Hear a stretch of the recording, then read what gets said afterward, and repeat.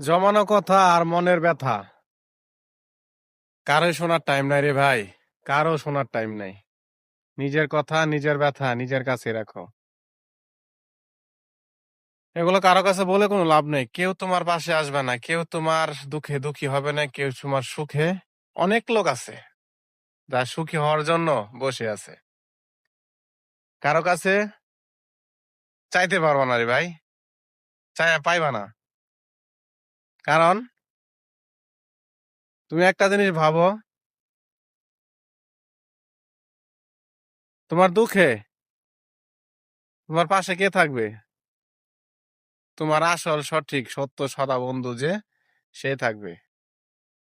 তোমার পরিবারের, তোমার মা থাকবে, বাবা থাকবে, স্ত্রী সন্তান থাকবে।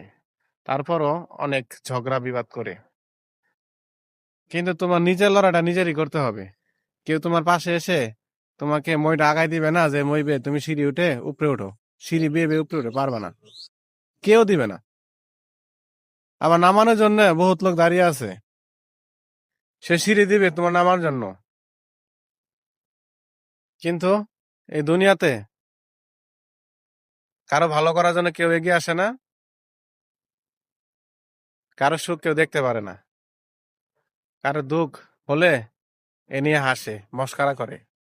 এ হলো পৃথিবী।